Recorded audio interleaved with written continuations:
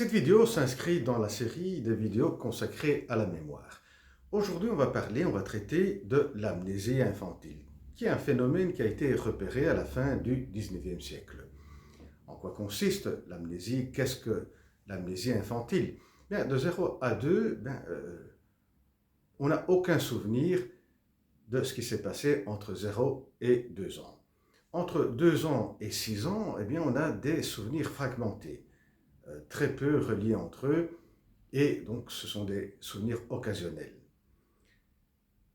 Voilà, en ce qui concerne très simplement l'amnésie infantile, donc c'est un terme, c'est une expression pour indiquer ce que je viens d'expliquer. Et Freud est attiré par ce phénomène et veut donner une explication à ce phénomène. Parce qu'il observe les enfants et il conclut que avant 6 ans, on peut observer des raisonnements, des réflexions du côté de l'enfant qui sont très élaborés. L'enfant, avant 6 ans, il emmagasine, il mémorise des mots, il fait des raisonnements et des émotions, il éprouve des émotions très élaborées. Et ce qui n'explique donc pas l'amnésie infantile. Au mieux, on doit donner une explication à l'amnésie infantile face à toutes ces observations que chacun de nous peut faire en regardant, en étant avec un enfant moins de 6 ans. L'explication que Freud va donner suit un peu toute cette découverte autour de la sexualité infantile, de ce que l'enfant, avant 6 ans, à travers toutes les phases, phase orale, anale et phallique, complexe d'Édipe, toutes ces émotions, sensations très fortes que l'enfant vit et quelque part, bonne partie de ces sensations ne seront pas intégrées par le moi, seront refoulées, vont subir un refoulement. Et bien voilà l'explication de l'amnésie infantile. Ces souvenirs subissent le refoulement parce que sont chargés d'émotions, de sensations qui rentrent en conflit avec le moi. Et souvent, les fragments de souvenirs qu'on se souvient sont des souvenirs écrans, c'est-à-dire des souvenirs qui viennent à la place d'autres souvenirs qui sont chargés d'émotions et non intégrés par le moi parce qu'ils suscitent un conflit, des peurs, etc. Alors, depuis Freud, et surtout avec l'essor des sciences cognitives et puis avec les neurosciences, il y a eu toute une série d'expériences, de théories qui se sont succédées autour de qu'est-ce qui explique cette amnésie infantile. Et maintenant, la plupart sont d'accord pour faire intervenir plusieurs explications. Mais soyons brefs, il y aurait une certaine de 0 à 2 ans, encore une partie du cerveau qui doit